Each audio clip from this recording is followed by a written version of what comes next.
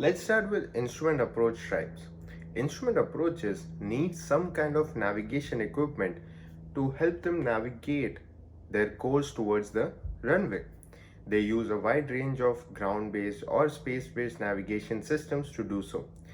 These approach types that we are talking about are divided based on the accuracy or precision of these navigation systems.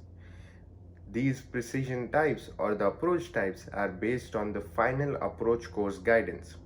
In the very next video, we are going to talk about the approach segments or the segments of an instrument approach, and then you will really understand where lies the difference between these approach types. So based on that, the final approach course guidance or the final approach segment, instrument approaches are divided into precision and non-precision, and there is also another category called approach with vertical guidance.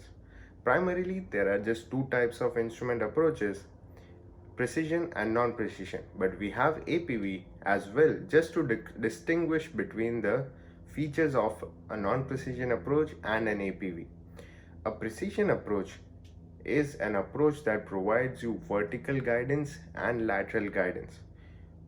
Vertical guidance in the form of a glide slope helps you descend down at a decent rate for you to come closer to the runway.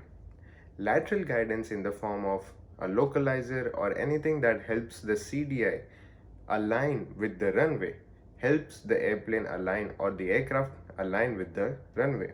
That is lateral guidance. So precision approach provides both vertical and lateral guidance. A non-precision approach provides only lateral guidance, meaning it provides a CDI to align with the runway. What about descending then? In a non-precision approach, instead of having a glide slope, you have a step down manner of descent, meaning you will have fixes at which you have to descend down to certain altitude, and that way you descend down in a step down manner until you are at your minimum descent altitude. Then you maintain the minimum descent altitude until you either see the runway or don't see the runway, and then continue to land or go missed. Going missed is nothing but the counterpart of going around in VFR. What is an APV then? APV is approach with vertical guidance. This is an approach that provides you lateral guidance and vertical advisory guidance, meaning you will still have some form of glide slope indication, but you have to ensure that you are above the step down fixes. So it is still not a precision approach, but it has a vertical guidance which is advisory in nature. What this means is that you will have a glide slope, and think of a glide slope like a Papi or Vasi, but it is now shown on your screen.